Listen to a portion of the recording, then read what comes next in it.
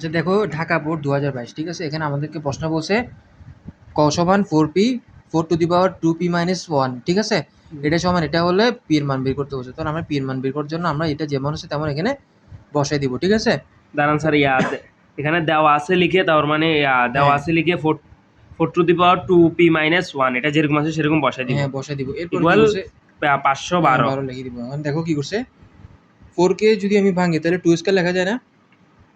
4k হ্যাঁ, 4k 2×4। উপরের পাওয়ারটা যেমন আছে তেমন বসে যাবে। হ্যাঁ, আর এখানে আমি এটাকে ভাঙছে, ভাঙে ভাঙে 2 কেন আনছি আমি বলি, কারণ এখানে তোমার 9টা 2 9। আছে, এখানে তোমার 2 আছে, এখানে এখানে চিন্তা করবে যে এটাকে কিভাবে 2 আনা যায়, ঠিক আছে? সেজন্য আমি 2 টু দি পাওয়ার 9 করছি, 2 টু দি পাওয়ার কি করছি 9 9। করছি। 2 টু দি পাওয়ার 9 মানে দুইটা 9, ঠিক আছে? 2টা 9 করছেন নাকি? 9 মানে 9টা 9 করছেন। 9টা 9 না, 2 2 হবে যে 2 9টা, দিয়ে, হ্যাঁ 2 হবে যে 9টা, 2 9 কয়টা হবে হবে? যে 2 9টা। 9টা গুণ হবে, 2 কয়টা হবে? আমি তোমাকে বুঝাই দেখো, একটা দুইটা তিনটা 2^9 না?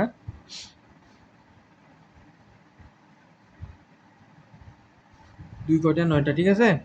2 দুগুণা 4, 4 দুগুণা 8, 8 দুগুণা 16, 16 দুগুণা 32, 32 দুগুণা 64, 64 দুগুণা 128, 128 দুগুণা 128 দুগুণা তো 256, ঠিক আছে? 256, 256 কে ডাবল করলে কত? 256 কে ডাবল করলে কত? 512, ঠিক আছে? বুঝতে পারছো নাকি বুঝো নাই? বুঝে দিব আবার দেন 2×4, হ্যাঁ 4×8, 8×16, 16×32, 32 32 দুগুণা দুগুণে 64, 64। 64 দুগুণা 128, হ্যাঁ। 128 দুগুণা 256, হুম। 256 দুগুণা 512, কথা হুম। বুঝছো?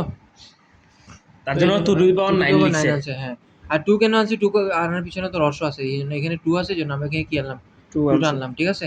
তাহলে দেখো 2 তো বসিয়ে যাবে, ঠিক আছে? এখানে এই যে 2 পাওয়ার 2 টা দেখতেছো, স্কোয়ারটা স্কোয়ারটা এই 2p এর সাথে গুণ হবে, 1 এর সাথে কি হবে? গুণ হবে। দাঁড়ান স্যার, আমি আপনাকে বলি, প্রথমে 2 এটা যেরকম আছে সেরকম বসে যাবে। হ্যাঁ তারপর 2 এটা কার সাথে গুণ হবে? ওই 2 এর সাথে, 2p এর সাথে। 2p-র সাথে। হ্যাঁ 2 এর সাথে 2p গুণ করলে 4p, 2 দুগুণে 4। 4। আচ্ছা, হ্যাঁ 2×4, তার হ্যাঁ জন্য 4p লিখছি, হ্যাঁ মাইনাস আছে মাইনাস দিছি। আবার 2 এর সাথে 1 গুণ করছেন। 2 কে 2। হ্যাঁ, আর এটা যেরকম আছে সেরকম হ্যাঁ বসে হ্যাঁ হ্যাঁ। দিচ্ছেন।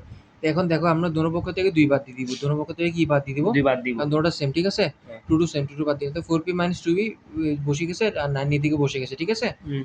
তাহলে এখন আমাদেরকে পি এর মান বের করতে বলছে না, প্রশ্নের মধ্যে কি বলছে? পি এর মান বের করতে বলছে। আমরা পি এর মান বের করতে হলে বাম পাশে পি ছাড়া কিছু থাকতে পারবে না। বাম পাশে p ছাড়া। হ্যাঁ, কিছু থাকতে পারবে না। হ্যাঁ। এখন বর্তমানে বাম পাশে কি আছে? 2 আছে না? হ্যাঁ। 2 তো থাকতে পারবে না। 4p টা বসায় দিব, 2 টাকে ওদিকে পাঠিয়ে দিব। ডান পাশে হ্যাঁ, 2 আর মাইনাস আছে, এখানে আসলে কি হয়ে যাবে? প্লাস। Plus, 2 plus. হ্যাঁ, তো 4p সমান 11 হবে। 4p সমান কত হবে? 11। আর 9 এটা যেরকম আছে সেরকম বসে হ্যাঁ, যাবে। যোগ করলে 11 হবে। 4p সমান 11 তো?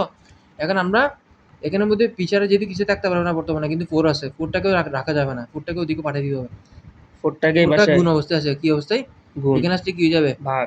ভাগ হয়ে যাবে। 4 টা এখানে তোমার p আছে তো? p থাকবে, 4 টাকে ওদিকে পাঠিয়ে দিলে 11 তো থাকবে। 11 নিচে কি? 4 টা ভাগ হয়ে যাবে। তাহলে p এর মান কত? 11/4, ঠিক আছে? এটাই অ্যান্সার। হ্যাঁ। এবার 2 নাম্বারে আসি।